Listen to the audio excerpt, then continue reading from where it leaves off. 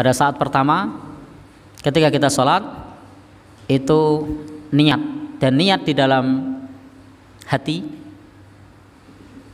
kita, di tempat kita, di kajian kita menguatkan an-niyatu mahalluha al-qalb, bahwasanya niat itu letaknya di hati.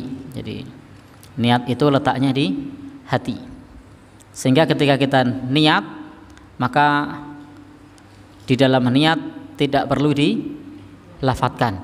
Jadi dalam niat tidak perlu dilafadzkan, ada di dalam hati kita ketika kita melakukan gerakan untuk sholat. Ketika hati kita sudah tergerak untuk sholat, maka itu sudah niat. Demikian pula dalam ibadah yang lain, kecuali yang memang dicontohkan untuk dilafadzkan, kecuali yang dicontohkan untuk dilafadzkan. Contohnya pada saat haji, pada saat umroh, itu ada contohnya. Gimana lafadznya? Allahumma labbaika hajjan, atau labbaika umrotan, atau nawaitul hajja, atau nawaitul umroh, dan seterusnya, atau lafadz-lafadz yang serupa.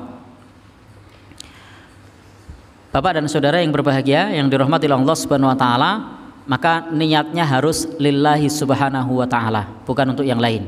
Karena kalau niat kita untuk yang lain, seperti dalam pembahasan kitab Awaiqut Thalab, salah niat itu efeknya besar.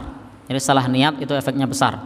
Bahkan amalan yang soleh, amalan yang baik, amalan yang harusnya lillah untuk Allah Subhanahu wa ta'ala, tampak di hadapan manusia adalah amal baik, tetapi di sisi Allah adalah maksiat.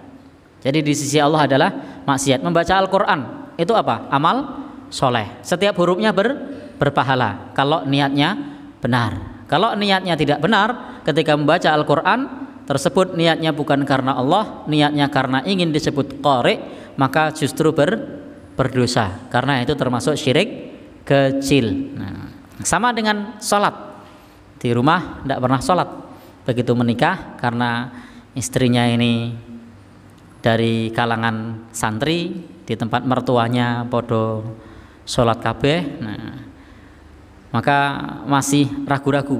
Begitu mertuanya datang ke tempatnya, biasanya tidak pernah sholat karena mertuanya lagi kunjung, baiki orang kepenak karo morotuo. Lalu sholatnya diniatkan untuk membahagiakan mertua. Tampak di hadapan kita sholat, tampak di hadapan kita sholat, tampak di hadapan kita amal soleh, tetapi di sisi Allah kalau niatnya keliru, maka itu adalah dosa. Jadi kalau niatnya keliru, maka itu adalah dosa, meskipun hakikatnya, meskipun tampaknya adalah amal soleh, tetapi hakikatnya adalah maksiat. Jadi maka banyak maksiat itu tidak tampak.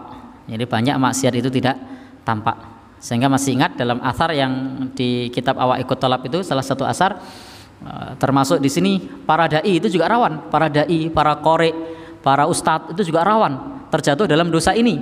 Nah, karena ada asar mengatakan innallaha la yu'ayyidu hadaddin birajulil fajir. Allah akan menguatkan agama ini dengan orang yang bermaksiat. Nah, apa maksudnya?